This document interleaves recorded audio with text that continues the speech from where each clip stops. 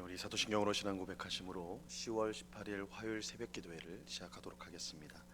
전능하사 천지를 만드신 하나님 아버지를 내가 믿사오며 그 외아들 우리 주 예수 그리스도를 믿사오니 이는 성령으로 잉태하사 동정녀 마리아에게 나시고 본디오 빌라도에게 고난을 받으사 십자가에 못 박혀 죽으시고 장사한 지 사흘 만에 죽은 자 가운데서 다시 살아나시며 하늘에 오르사 전능하신 하나님 우편에 앉아 계시다가 저리로서 산 자와 죽은 자를 심판하러 오시리라. 성령을 믿사오며 거룩한 공회와 성도가 서로 교통하는 것과 죄를 사하여 주시는 것과 몸이 다시 사는 것과 영원히 사는 것을 믿사옵나이다. 아멘. 우리 찬송가 529장, 찬송가 529장 온유한 주님의 음성 우리 같이 찬송하도록 하겠습니다. 찬송가 529장, 이전 통일 찬송가는 319장 찬송입니다.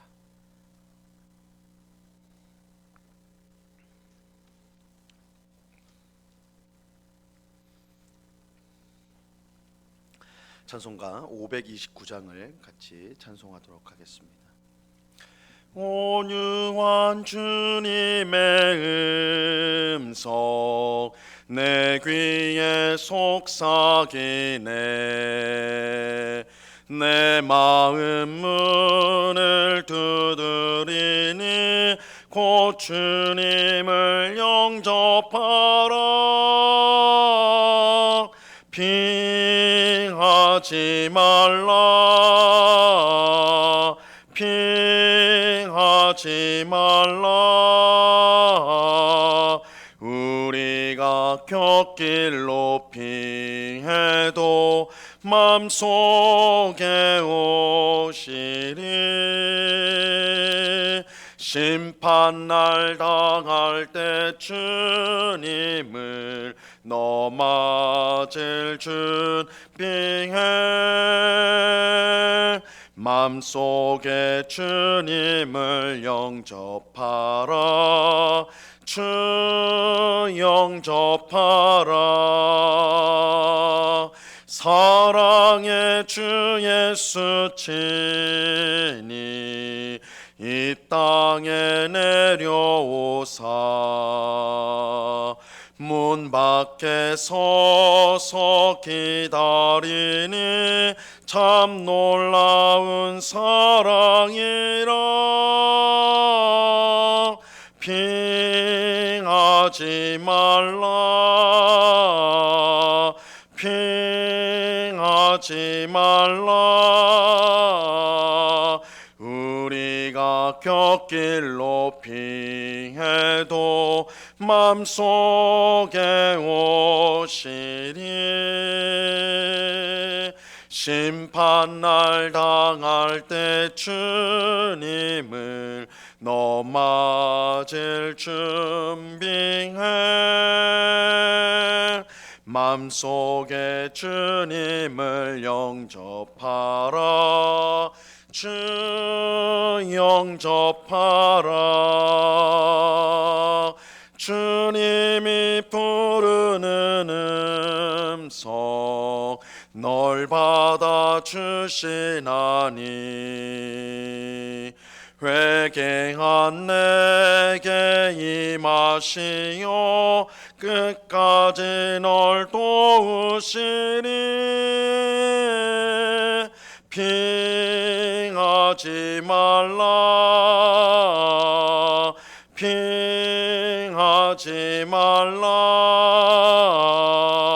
우리가 곁길로 핑해도 맘속에 오시니. 심판날 당할 때 주님을 너 맞을 준비해. 맘속에 주님을 영접하라. 주 영접하라. 주님의 은혜를 영접함을 받고 너 주를 영접하라. 마음은 활짝 열어놓고 너 주님을 영접하라. 핑하지 말라. 핑하지 말라. 우리가 곁길로 핑해도 맘속에 오시리. 심판날 당할 때 주님을 너 맞을 준비해. 맘속에 주님을 영접하라. 주 영접하라. 아멘. 기도하겠습니다.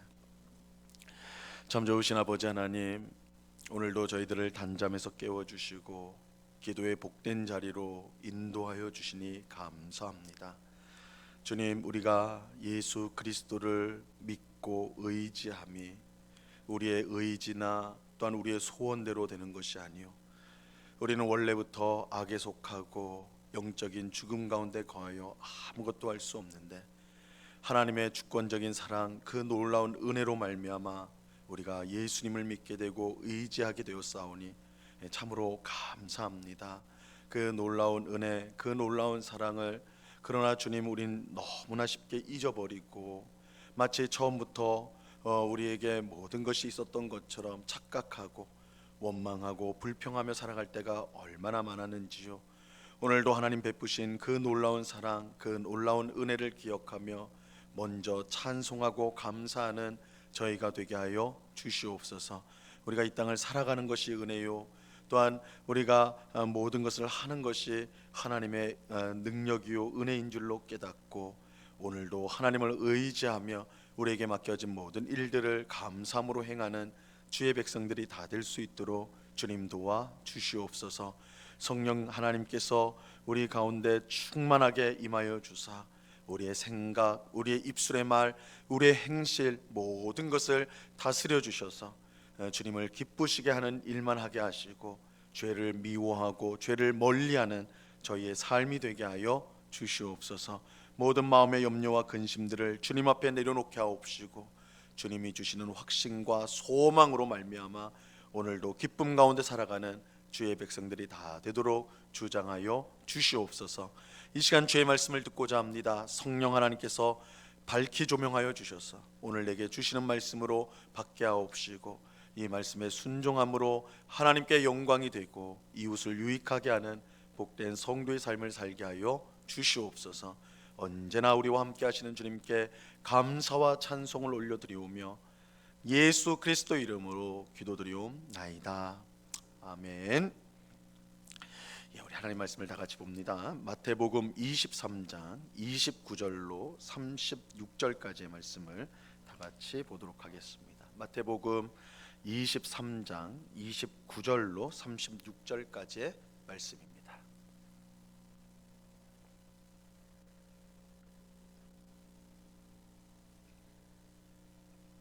마태복음 23장 29절로 36절까지의 말씀, 우리가 한 목소리로 하나님의 말씀을 다 같이 읽겠습니다. 29절부터 36절까지 같이 읽습니다. 시작. 화 있을진저 외식하는 서기관들과 바리새인들이여, 너희는 선지자들의 무덤을 만들고 의인들의 비석을 꾸미며 이르되 만일 우리가 조상 때에 있었더라면 우리는 그들이 선지자의 피를 흘리는데 참여하지 아니하였으리라 하니, 그러면 너희가 선지자를 죽인 자의 자손임을 스스로 증명함이로다. 너희가 너희 조상의 분량을 채우라. 뱀들아, 독사의 새끼들아, 너희가 어떻게 지옥의 판결을 피하겠느냐. 그러므로 내가 너희에게 선지자들과 지혜 있는 자들과 서기관들을 보내매 너희가 그 중에서 덜어는 죽이거나 십자가에 못 박고 그 중에서 덜어는 너희 회당에서 책짓질하고 이 동네에서 저 동네로 따라다니며 박해하리라. 그러므로 의인 아벨의 피로부터 성전과 제단 사이에서 너희가 죽인 바라가의 아들 사가랴의 피까지 땅 위에서 흘린 의로운 피가 다 너희에게 돌아가리라. 내가 진실로 너희에게 이르노니 이것이 다 이 세대에 돌아가리라. 아멘.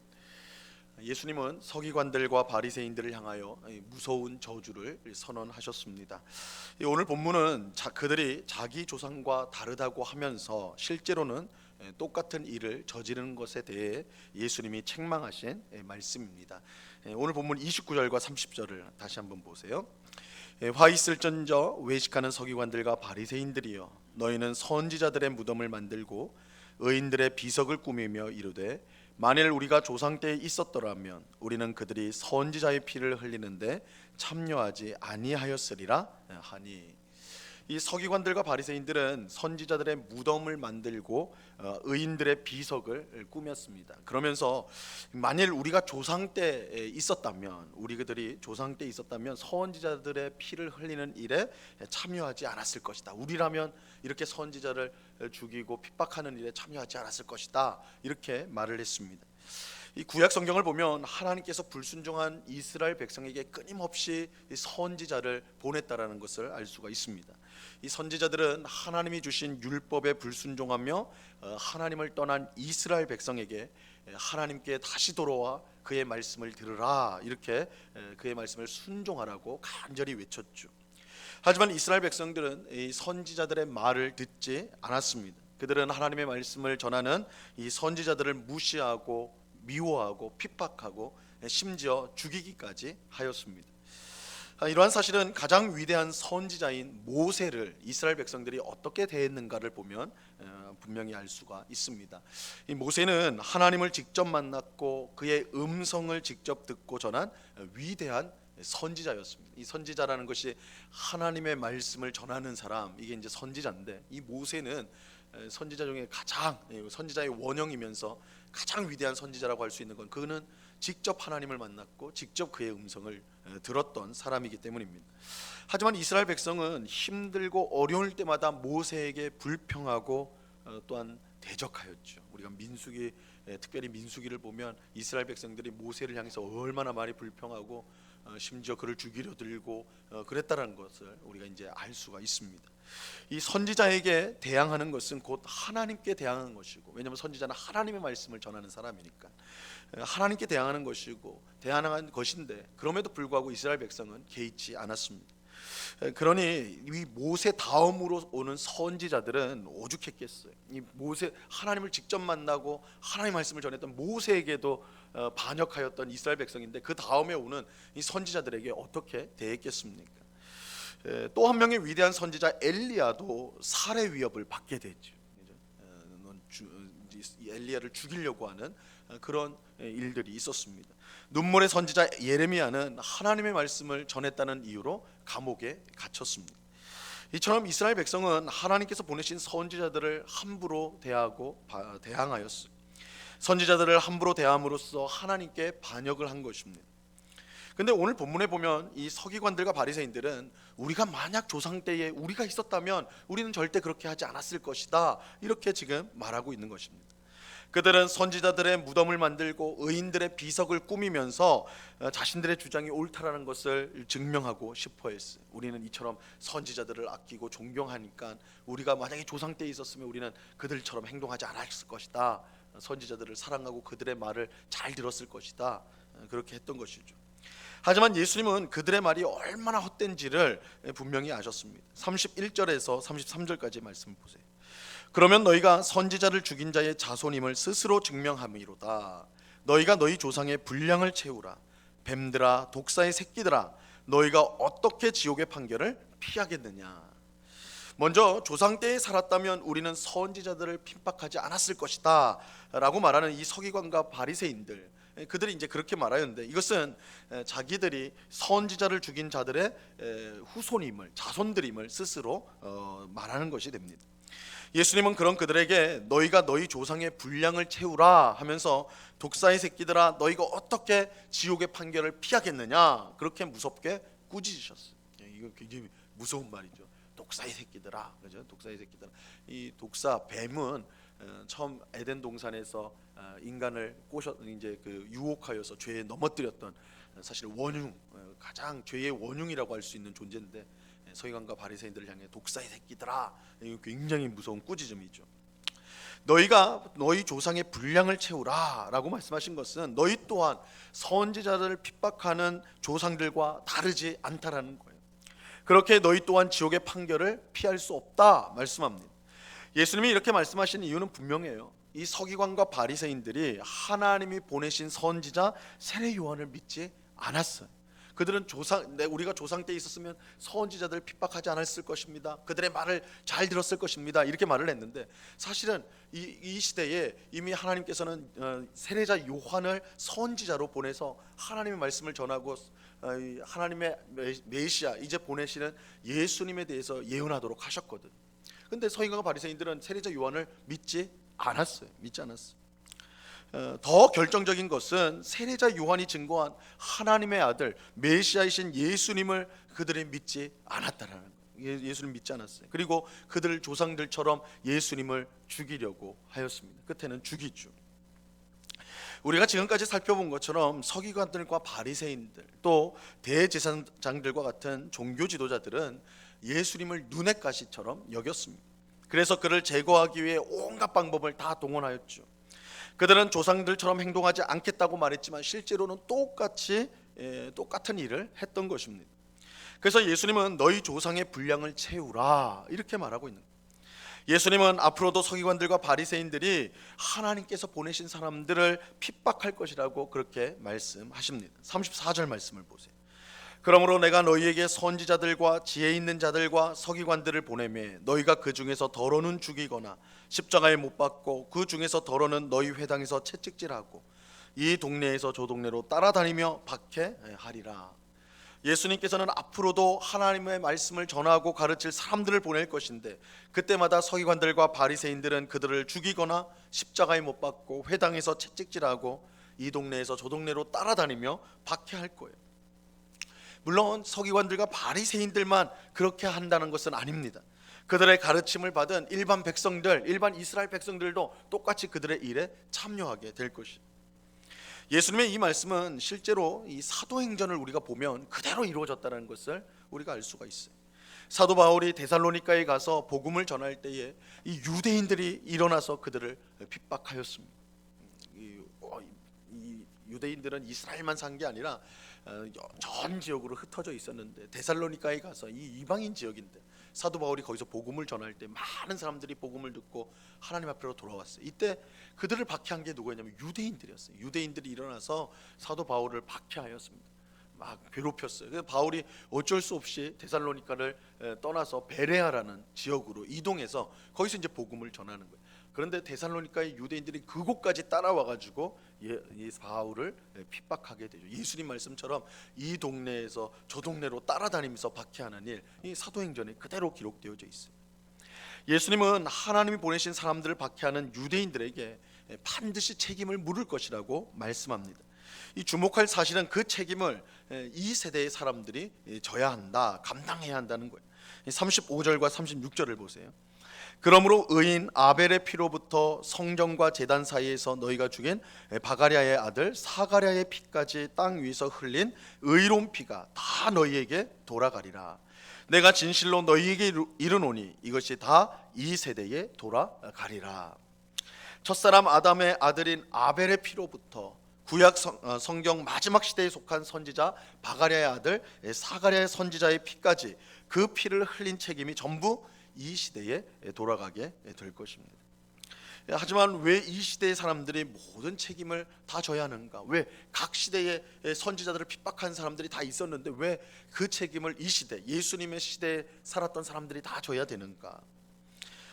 이것은 이 세대가 매우 특별한 세대이기 때문입니다. 이 세대는 하나님의 아들이신 예수님이 이 땅에 오신 세대예요. 하나님의 구원 역사가 완전히 드러난 세대였습니다. 그렇게 그 어느 세대보다 책임이 막중하다라고 할 수가 있는 것이죠. 근데 예수님 말씀하신 이 세대는 단순히 예수님이 땅에 계실 때에 그 당시에 살았던 세대 사람들만을 의미하는 것은 아닙니다. 그 사람들을 포함해서 예수님이 이 땅에서 오신 때부터 다시 오실 때까지의 모든 세대를 포괄해서 이 세대라고 말하는 것입니다. 그렇다면 오늘 우리 또한 예수님이 말씀하신 이 세대에 속한다라고 말할 수가 있는 것입니다. 지금 시대에 하나님이 보내신 구원자이신 예수님을 거부하는 사람이 있다면 그 사람은 지금까지 하나님이 보내신 선지자들의 피를 흘린 책임까지도 모두 져야 한다는 것입니다. 하나님께서 예수님을 통해 구원 역사를 성취하셨는데도 불구하고 그것을 거부한다면 그 죄는 어느 세대의 불신앙의 죄보다 클 수밖에 없는 것입니다. 하나님은 예수님을 세상에 보내심으로 죄인을 향한 그의 사랑과 은혜를 분명하게 보여주셨습니다. 그렇게 그것을 거부하고 거역하는 것은 참으로 큰 죄라고 할 수가 있는 것입니다. 누구든지 예수님을 믿으면 구원을 받지만 믿지 않으면 무서운 심판을 받을 수밖에 없습니다. 사도 바울의 말씀처럼 지금이야말로 은혜를 받을 만한 때지만 그것을 거부하는 사람에게는 오직 무서운 심판밖에는 없는 것입니다. 그래서 우리가 지을 수 있는 가장 큰 죄가 뭐냐? 우리는 살인죄나 여러 가지 흉악한 죄악들을 생각하겠지만 사실 예수님이 오신 이후로 사람이 지을 수 있는 가장 큰 죄는 예수님을 믿지 않는 것, 예수님을 통해 우리에게 보여주신 그 하나님의 구원의 은혜와 사랑을 거부하는 것, 이것보다 더 큰 죄는 없는 것입니다. 그렇게 그 죄를 거부하는 자들에게는 예수님 말씀하신 것처럼 그들의 심판을, 무서운 심판을 당할 수밖에 없는 것입니다. 오늘 새벽에 기도하는 우리는 예수님을 믿는 은혜를 주신 하나님께 감사하는 우리가 되기를 바랍니다. 혹 우리의 마음이 강팍해져서 예수님을 대적하는 일이 없도록 우리는 믿음 가운데 깨어 있도록 힘써야 하는 것입니다. 예수님을 믿지 않는 사람들이 얼마나 큰 심판에 놓여 있는 줄 알고 그들을 위해 더욱 힘써 기도하고 기회가 있을 때마다 복음을 전하는 우리가 되어야 할 것입니다. 그런 우리가 될 수 있기를 우리 주님의 이름으로 간절히 축원합니다. 기도하겠습니다. 하나님 아버지, 감사합니다. 화 있을 진저 서기관들과 바리새인들아, 그들을 향하여 예수님께서 무서운 저주를 선언하셨습니다. 그들은 우리가 조상 때에 살았더라면 우리는 절대로 선지자들을 핍박하거나 죽이지 않았을 것입니다. 그들의 말을 들었을 것입니다. 이렇게 말하였지만 실제로는 그들은 하나님이 보내신 선지자 세례자 요한을 믿지 않았고 더욱이 하나님의 아들, 하나님이 보내신 하나님의 아들을 죽인 그런 죄를 저지르게 되었습니다. 참으로 완악하고 패역한 백성들이는 것을 스스로 보여준 것입니다.